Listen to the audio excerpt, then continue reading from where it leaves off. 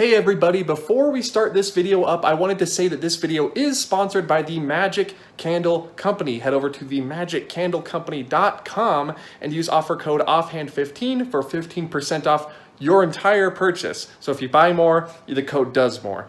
If you like Smells Like the Haunted Mansion or Rome Burning from Spaceship Earth, I highly recommend you go over there. They have lots of good scents. And another thing I wanted to tell you guys before we start this video is a bit different. I actually recently opened up a P.O. box. The address is going to be right here in this area right here. And if you want to send me any letters or fan art or any fun Disney things that you think I might enjoy, I've opened this P.O. box. If you guys are interested, I'm going to be doing a live stream where I will be opening these and answering questions and talking with you guys very soon. So if you're interested in that, anything, I will read it. If you want me to read it on the live stream, make sure to say that in the letter. If you don't want me to, make sure to say not to. But other than that, guys, let's start this video. Again, P.O. Box, Magic Candle Company, if you're interested. Sorry this is taking so long. Let's get to the video. To all who come to this happy place, welcome. When you bring up Disney vacations to a lot of people who don't really go on Disney vacations all that often, they say, why would you go back to Walt Disney World or Disneyland? There's always so many lines, you have to wait in lines for everything. And while that is true that you have to line up for things if you want to experience a certain attraction or food, most of the time these waits can be avoided by using things like Fast Pass or going to different attractions during different times of the day. But they're right, you know, who wants to wait in line for everything while you're on vacation or while you're trying to have fun? Lines, well, for the most part, I do think there are a few exceptions, are not too fun to wait in. But as I tell people all the time, trying to fit in as many rides as they can and just going until the sun goes down and the park closes, Disney resorts aren't all about the rides. So I decided to put on my travel advisor hat for this episode and tell you all about different experiences and yes, sometimes even attractions that you don't have to wait in line for. And sometimes if you're lucky, you can even get a free souvenir at the end of these experiences. So everybody, sit back, relax, and enjoy the top 5 Disney attractions with no lines. No lines! You really can't beat not having to wait in line. In my very humble opinion, I believe that Disneyland Park is the king when it comes to attractions without lines. Some say that Disneyland has the best rides, and that's true, but I also believe that Disneyland has the best experiences. Best experiences in the park, I should say. Tom Sawyer Island, the live entertainment you can see all over the park, Tarzan's Treehouse, all of these are wonderful attractions that you don't have to wait in line for. My personal favorite is one that has been around since the old days of Disneyland. You see, when Disneyland first opened, the castle didn't have much inside. There was the little tunnel you could walk through from Main Street USA to Fantasyland, but the rest of the interior of Sleeping Beauty's castle served more as a house for the stray cats of Anaheim, and less so as an actual attraction. And while the stray cats do still roam about at Disneyland and Disney California Adventure, helping Disney keep the amount of rodents in the park to an absolute minimum, minus of course Minnie and Mickey, they get to stay guys, don't worry. In 1957, 2 years after the opening of Disneyland, WED, or Walt Disney Imagineering as it's known today, decided to make Sleeping Beauty's castle a ride or attraction of its own. And since the castle itself is too small to fit a ride inside, they decided to go instead with a walkthrough attraction, the Sleeping Beauty Castle Walkthrough. Guests could enter the castle from the Fantasyland side and go up a few stairs and enter the world of Sleeping Beauty. Easily the best Disney film ever created. There were different dioramas put in the castle showing several different scenes from the movie. All of these dioramas were done in the art style of Ivan Earl, a Disney artist who was very famous for his backgrounds in several Disney movies, including, yes, that one. In 1977, the castle closed for an update that replaced the original Earl 2D dioramas. Instead, these new scenes were more reminiscent of the animated windows on Main Street USA, you know, the ones, the Frozen one, the Princess and the Frog one, the Aladdin one, you guys all seen these, with more practical 3D sets and dolls rather than the 2D sets that were there originally. And while there wasn't really a problem with this second incarnation of the castle walkthrough, I think everybody liked it more when they changed it back to the original 1957 walkthrough in 2008. Because there is no queue, you can literally just walk right into the castle. There will probably be a few other people in there admiring the dioramas as well, but there is no line you have to wait in, and you can go at your own pace, taking as long or as short as you want. Being me, I suppose you guys can imagine how long it takes me to get through the walkthrough because I want to stay and linger and see all of the effects and all of the scenes. There's even a slightly secret, super cool Maleficent effect at the very end of the walkthrough that I recommend waiting for. And with the Sleeping Beauty Castle walkthrough being both a piece of Disneyland and Disney filmmaking history, I think it's safe to say that it does indeed belong on our list. Treehouses! Who can really get enough of the treehouses? I sure can't. I love going on the treehouses. Both of them, of course, but I'm going to talk about one in particular for our number 4 spot. And keep in mind that none of these entries are really in any particular order, so if you're disagreeing with me about what point or what number it's at, you just know that it's not important. I'm going to be focusing on the Swiss Family Treehouse at the Magic Kingdom in Florida, but everything I say for this entry can be equally applied to Tarzan's Treehouse in Anaheim. And this is really in the same vein as the Sleeping Beauty Castle walkthrough because this is another walkthrough attraction. But this one has the difference of being way more themed and having a ton of practical sets and effects. Now, the Swiss Family Treehouse was there opening day at the Magic Kingdom in 1971, and this walkthrough Disney-odendron tree contains various different scenes from the 1960 film. You have 3 seconds to guess the title. 3, 2... Okay, it's the Swiss Family Robinson. When it came to the Robinson Treehouse at Disneyland, the original set designer from the movie came to work on sets for the attraction. When it opened in 1962 on the border of Adventureland and what would soon become New Orleans Square, it was a C ticket. And I don't think using a C ticket for a walkthrough attraction would go by very well with Disney fans these days. Back in the 60s, it would probably encourage them to take their time when going through. And although the tree is made to look real and it really does blend in with all the other Adventureland trees, it's actually made of steel, plastic, stucco, and concrete, so you're not going to be seeing it blow over anytime soon in the wild Florida weather. And the tree in the Magic Kingdom stretches 60 feet or 6 stories tall. And if you are afraid of heights, I still recommend going up and seeing the sets, but if it's too much for you, I completely understand. We have plenty other entries on this list that aren't as, high off the ground. But the secret Easter eggs referring back to the original Swiss Family Treehouse and Tarzan's Treehouse in Disneyland, and the intricacies and details of these sets really shows what Disney is capable of. When it comes to theming an attraction, they don't have to point you in any certain direction like Haunted Mansion or Pirates of the Caribbean. You can be facing any direction 360 degrees and you will always be immersed in the story and the sets and the theming of these treehouses, and that's why, in my personal opinion, it lands at number 4 on this list.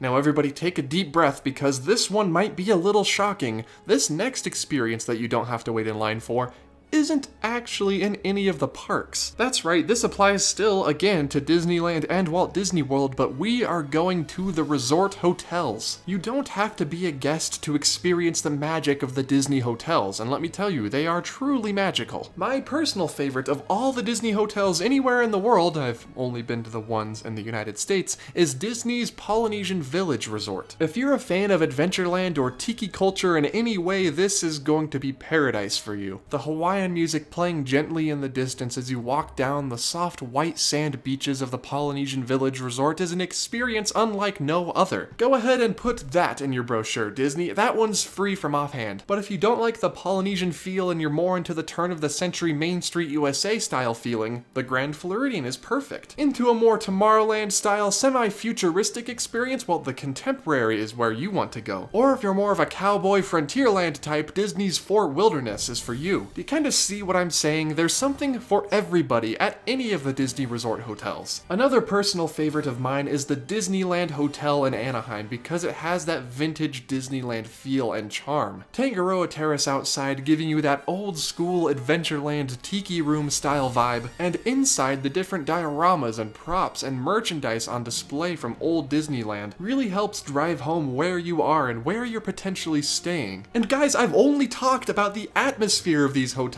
so far. There's so much more. The shopping, and do not even get me started on the dining. Steakhouse 55, 10 out of 10. Trader Sam's, that's a 10 out of 10. Narcoossee's, that's another 10 out of 10. The Disney hotels have everything from grab and go, which features the best chicken nuggets you will ever find anywhere in the world, to extreme fine dining like Steakhouse 55. I mean, I guess it's not that extreme. You don't have a daredevil riding his motorcycle over a giant pool full of crocodiles, but you can kinda get what I'm saying. If you want fancy 5-star cuisine and you're willing to dole dole out all the money for it, there are places in Disney World where you can do that. What I'm trying to say with this entry is, somebody please take me to the chef's table at Victoria and Albert's. But seriously, even if you're not a guest, just wandering the grounds of the hotel is enough to put you in a certain sort of mood. And it's even better if you're staying at these hotels because you get immersed in the magic 24/7, and all of that without waiting in a single line. And that is why the Disney Resort hotels are number 3 on this list.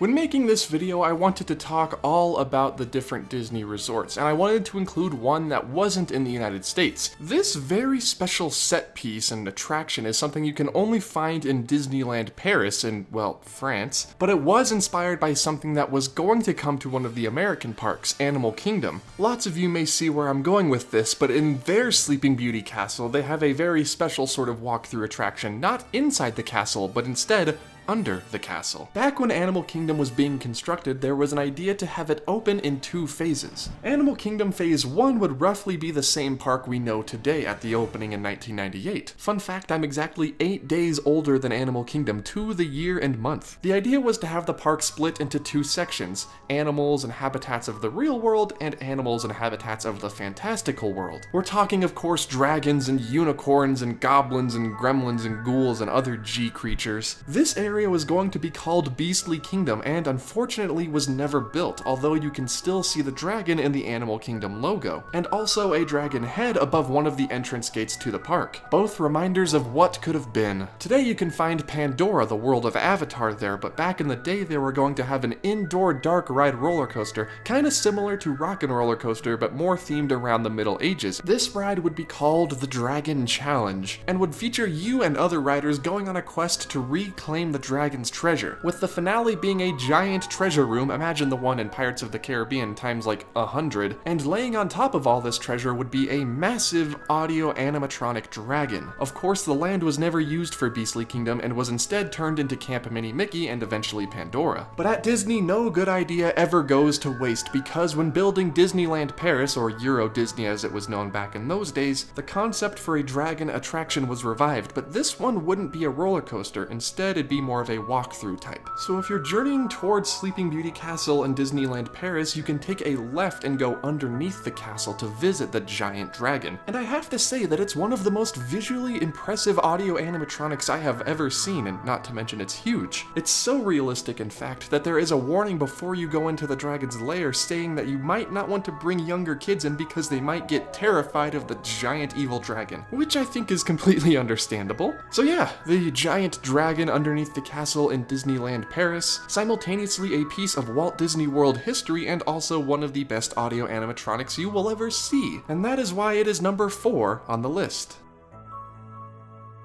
We take our last entry on this list back to Walt Disney World and Epcot. Now, there's been a lot announced recently about Epcot changing, and I like the change that's coming, I really do, I think it's amazing. This entry is something that I don't believe they're changing, but things like these could always use an upgrade in my opinion. The Land and Sea Pavilions both are number 1 on this list because they have so many experiences inside that guests never really think about. We'll start with the Land Pavilion, and more specifically the Behind the Seeds tour in Living with the Land. Now, if you've been on Living with the Land, you know it's sort of 2 rides in one. One is a classic Disney dark ride through different sets and scenes, and the other is a ride through Epcot's greenhouse, where they grow all sorts of different fruits and vegetables and plants and shrimp and fish for your consumption at the Disney World Resort. The Behind the Seeds tour takes you behind the scenes and shows you how all of this is done. You can look at all of the Mickey-shaped pumpkins you want, but if you go behind the seeds, you get to see all of the science that's behind this, the renewable energy that's in use, the hydroponics garden, everything that Epcot uses that's semi-futuristic and helps make Epcot all that more futuristic and environmentally friendly. And you may or may not get a few snacks along the way, that's always a lot of fun. But if you don't like paying extra for different experiences, let me show you the entire Sea Pavilion. Now, for the Finding Nemo ride, you'll have to wait in line, of course, but for everything else, you really don't have to. The main gigantic aquarium they have there is what they call the Sea Base, and you can see all the different species of fish and other other ocean life there without having to wait in a line. It's just free open viewing. The main aquarium tank is over 5 million gallons. That's a lot of water. And every now and then, if you're lucky, you'll be able to spot a scuba diver in one of the tanks. Or that giant vertical water tube that they have, which is also very cool. Seabase is one of those places at Epcot that really brings to mind the opening day park, with a focus on being kind to the animals in the ocean and how we can help save those animals and the environment they live in, while also providing you with a little edutainment along the way, just like this YouTube channel, I would hope. So if you're wanting to see what all of Epcot is truly about when you get down to the core, the land and sea pavilions are where you want to be, and the pure nostalgia they bring back for the original Epcot really cements this as #1 on my list, even though the list is in no particular order. But what do you guys think? Are there any other non-line experiences that I missed? Do you like the Circle Vision shows at Epcot? Or just walking past a parade at Disneyland as it's going down Main Street? Let me know in the comments, because I want to hear more about all these experiences that don't necessarily have a queue. So you can keep your e-ticket attractions, your Rises of the Resistances, and your Haunted Mansions. Me? Well, you're gonna catch me inside Sleeping Beauty Castle looking at all the beautiful dioramas, or wandering one of the mini resorts in my free time if the crowd level is way too high for my liking. Because Disney isn't all about waiting in lines and getting your fast passes to not have to wait in line. To me, it comes down to the things that you'll remember, and while most of the rides are very memorable, some people can feel sort of a deeper connection if they're able to take their time and wander through these sets as opposed to riding through them. As long as you're not afraid of heights.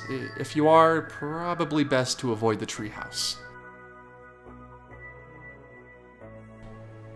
Hey everybody, thank you so much for watching my video. I hope you enjoyed me talking about not having to wait in lines at Disney parks for once. If you enjoyed this video, hit that thumbs up button, and if you're new here and you like what you're seeing, hit the subscribe button. It really helps out the channel. And if you haven't seen in my Teespring store, we actually have a new Buzzy hoodie that I designed, and it's all around. I tried my best to make it, I did my best to give it a more premium look and feel. So if you're interested in this Buzzy t-shirt, go to my Teespring store. It's down in the description. And the names that you see scrolling past right now are the names of my many different Patreon patrons. These are the people who help me keep bringing the videos to you, and if you would like to join my Patreon group, there is also a link in the description. You will get early access to episode audio before it goes live for everybody else, and sometimes you'll get a few extra surprises thrown in there, some surveys. Sometimes I'll chat with you. I try my best to respond to personal messages there, so if you want to have a personal sit-down chat with me, head over to Patreon, and even just $1 a month really goes a long way. And that is the end of all this plugging. Very big thank you to the Magic Candle Company for sponsoring this episode. If you want to go to magiccandlecompany.com, use offer code OFFHAND15 for 15% off your purchase. It would really, again, help me out a whole lot, and you get some awesome candles out of the deal. If you don't like candles, I mean, can't really help you there, but if you like the smell of the Haunted Mansion, or the Pirate Water in Pirates of the Caribbean, or their new Space Mountain scent, I'm gonna check that out, consider dropping by. Everybody, that's the end of the video. Again, thank you all so much for watching. I can't do this without you guys, especially those of you who stayed to the end. If you stayed to the end, let's put a secret code word in the comments. If you watch to the end of the video, include the word sandals in your comment, so I know that you watched till the end, and I'll give you a like maybe if I can find all of you, if I can keep up with it. Everybody, I will see you all in the next video. Goodbye.